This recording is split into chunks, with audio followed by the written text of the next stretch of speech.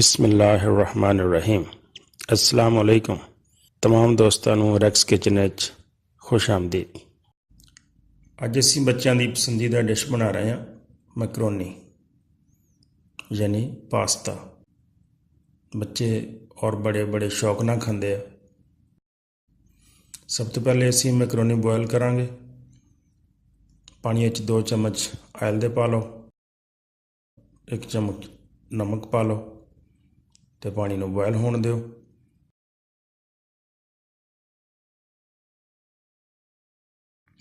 ਜਦੋਂ ਪਾਣੀ ਉਬਲਣ ਲੱਗ ਜਾਏ ਤੇ ਇਹਦੇ ਵਿੱਚ ਮੈਕਰੋਨੀ ਸ਼ਾਮਿਲ ਕਰ ਦਿਓ।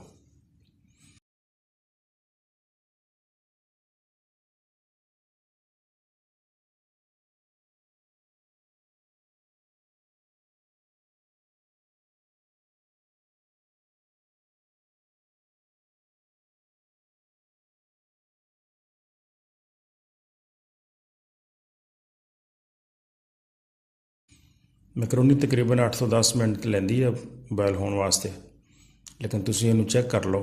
ਅਗਰ ਇਸ ਤਰ੍ਹਾਂ ਇਹ ਨਰਮ ਹੋ ਜਾਏ ਤਾਂ ਸਮਝੋ ਮੈਕਰੋਨੀ ਤੁਹਾਡੀ ਬੋਇਲ ਹੋ ਗਈ।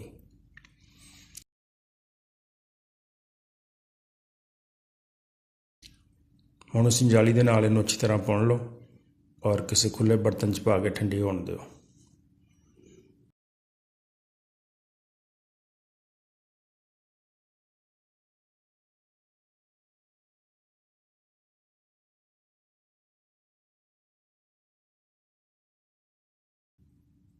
उस वक्त तक असीं इहदा मसाला तैयार कर लैने। बर्तन 4 चम्मच तेल दे पा लो तो अद्धी चम्मच जीरे की पा के इन्हें थोड़ा जिहा भुन लो।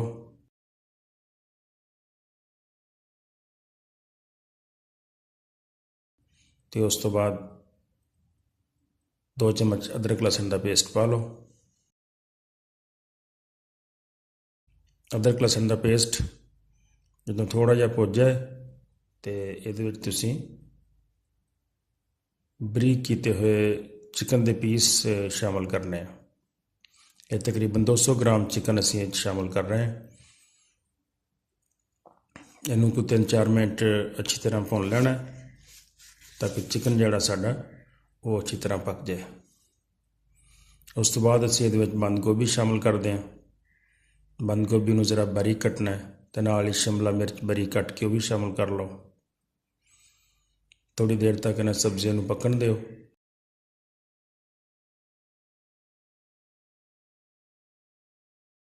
तो फिर 1 चम्मच नमक पा लो, आधी चम्मच सुरख मिर्च क्रश की हुई कुटी हुई, आधी चम्मच गर्म मसाले की, आधी चम्मच काली मिर्च, आधी चम्मच जीरा पाउडर। इन्होंने चीज़ों को पा के अच्छी तरह मिक्स कर लो।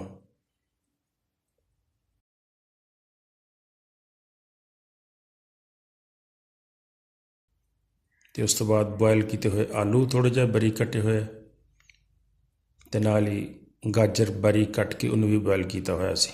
इस दोनों चीज़ों शामिल कर दो।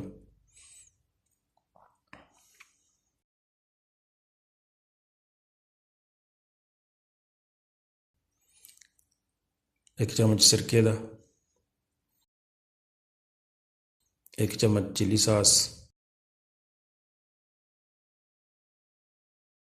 1 चम्मच सोया सॉस,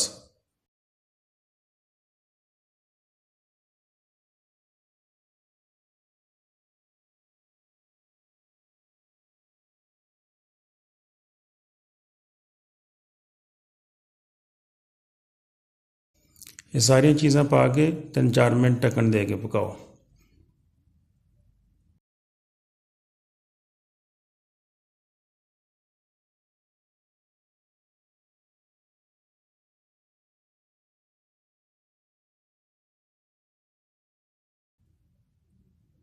तकरीबन 4 तो 5 चम्मच केचप शामिल कर लो।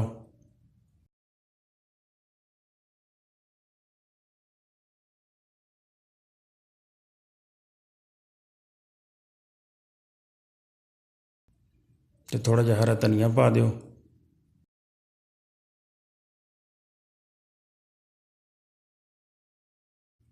हुण जिहड़ी असीं मैकरोनी बॉयल की थी वो शामिल कर दो। अच्छी तरह मिक्स कर लो।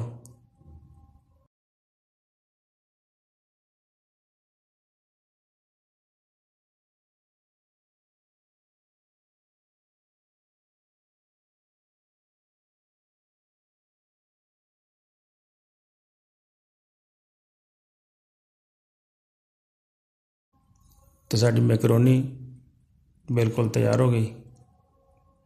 मज़ेदार तो टेस्टी डिश बनी है, जरूर तुसीं भी ट्राई करियो।